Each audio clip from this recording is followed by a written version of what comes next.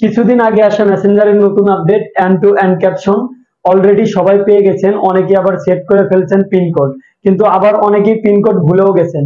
তো আজকের এই ভিডিওতে দেখাবো যে ভুলে যাওয়া পিন কোডটাকে কিভাবে ফরগেট করবেন, বা আবার নতুন করে যে কোনো ফোনে আপনি মেসেঞ্জারটাকে লগ ইন করতে গেলে আপনাদের আবার সেই পিন কোডটা চাই, পিন কোডটা না দেওয়ার কারণে আপনারা সেই মেসেজগুলো অর্থাৎ আগের মেসেজগুলো আর পান না।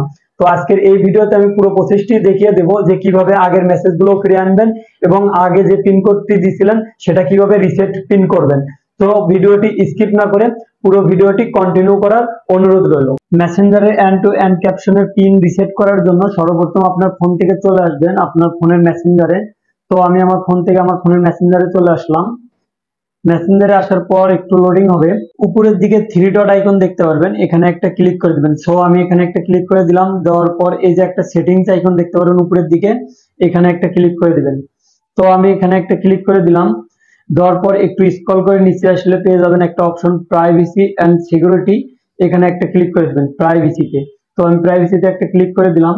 দেওয়ার পর স্ক্রল করে নিচে আসার পর পেয়ে যাবেন মেসেজ স্টোরেজ। সো এখানে একটা ক্লিক করে দিবেন। তো আমি এখানে একটা ক্লিক করে দিলাম। দেওয়ার পর একটু স্ক্রল করে নিচে আসলে পেয়ে যাবেন পিন রিসেট, এখানে একটা ক্লিক করে দিবেন।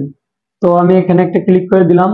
দেওয়ার পর এখান থেকে আপনি যে নতুন পিন কোডটা দিতে চান সেই নতুন পিন কোডটা এখানে বসিয়ে দিবেন। তো আমি ধরুন একটা নতুন পিন কোড বসিয়ে দিচ্ছি, কনফার্ম ইওর পিন, এখানে আবারও নতুন পিন নাম্বারটি আবার বসিয়ে দিবেন। তো আমি আমার নতুন পিন নাম্বারটি আবারও বসিয়ে দিচ্ছি। তো নতুন পিন নাম্বারটি বসানো হয়ে গেলে আপনার সামনে কিছুক্ষণ লোডিং হবে, লোডিং হয়ে আবারও এই পেজে ব্যাক নিয়ে আসবে।